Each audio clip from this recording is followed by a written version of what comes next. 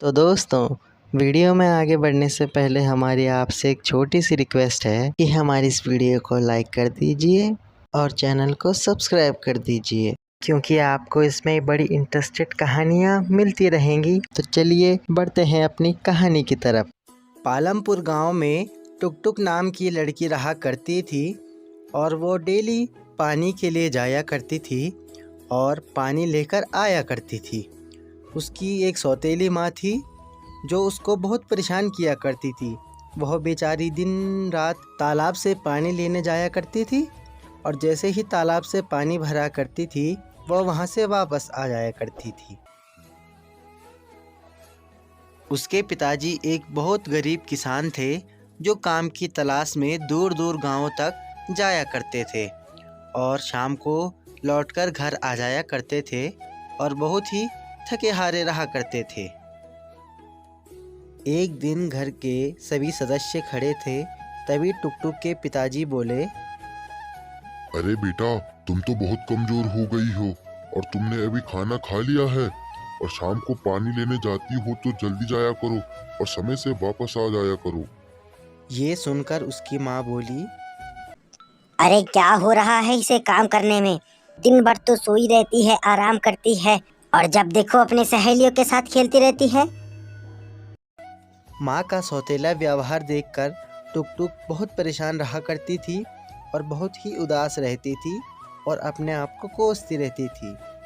अगले दिन सुबह टुकटुक दोबारा पानी के लिए जाती है और वहाँ से आते समय टुकटुक को थोड़ा सा देर हो जाती है। इतने पे उसकी माँ उसे बहुत भला बुरा कहती है और उसे सुनाने लगती है और माँ का ये व्यवहार देखकर टुकटुक भी बहुत डर जाती है।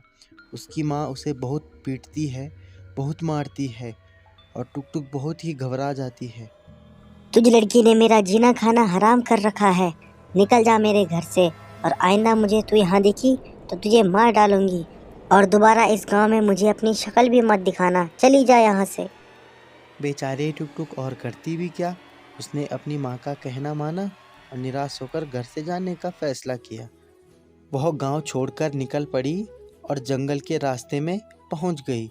बेचारी चलती गई और चलते चलते उसे शाम हो गई, लेकिन उसे अपने रुकने का कोई भी ठिकाना नहीं मिल रहा था।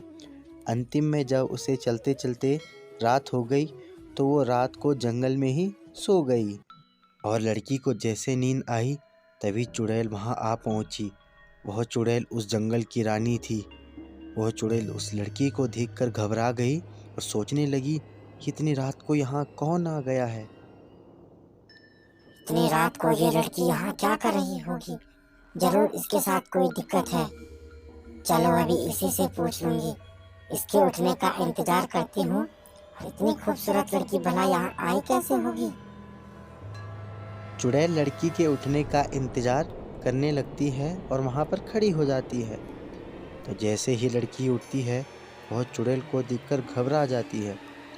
अरे लड़की, तुम कौन हो और इस सुनसान जंगल में आधी रात को कर क्या रही हो? बताओ मुझे।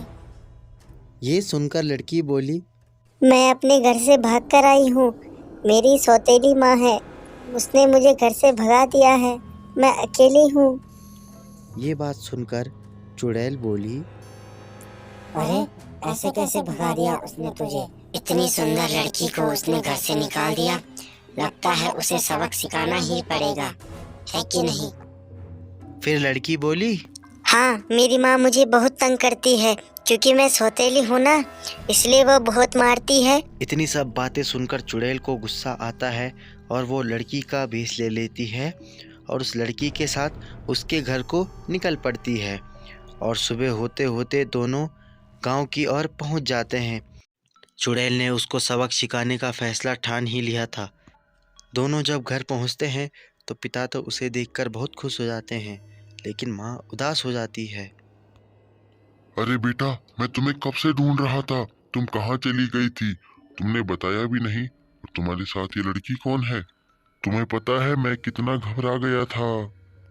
लड़की बोली, अरे पापा, मैं तो ऐसे ही अपने इस दोस्त के यहाँ चली गई थी।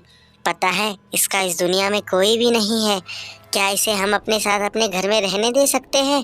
प्लीज पापा रहने दीजिए ना, और मम्मी तो मान ही जाएंगी। प्लीज। लड़की के जिद करने पर उसके पापा उस लड़की को अपने घर में रहने का मौका दे देते हैं और घर में रख देते हैं। अगले दिन सौतेली माँ उस लड़की को चुड़ैल के रूप में आते हुए देखती है और बहुत डरती है, लेकिन चुड़ैल उसे मारने लगती है और वो बहुत ज़ोर ज़ोर से चिल्लाने लगती है और उसके बाद चुड़ैल उसे बहुत पीटने लगती है। उसके बाद चुड़ैल उसे पूरे जंगल की ओर भगाती है और बहुत मारती है। चुड़ैल अपना पूरा गुस्सा उस बुढ़िया पर निकाल देती है और उसे समझाती है कि अगली बार से ऐसा नहीं होना चाहिए, और बुढ़िया को उसकी करतूतों का एहसास हो जाता है और वह अपनी बेटी से माफ़ी मांगती है। बेटा मुझे माफ कर दो, मुझसे बहुत बड़ी गलती हो गई थी। मैंने तुम्हारे साथ सौतेलों की तरह व्यवहार किया, मुझे माफ कर दो बेटा। तो इस कहानी से हमें यह सीखने को मिलता है कि हमें कभी भी किसी के साथ बुरा नहीं करना चाहिए। तो बच्चों, कैसी लगी आपको हमारी आज की कहानी? अगर अच्छी लगी हो तो हमारे चैनल को सब्सक्राइब कर दीजिएगा, ताकि आगे से भी आपको ऐसी हमारी वीडियोस मिलती रहे।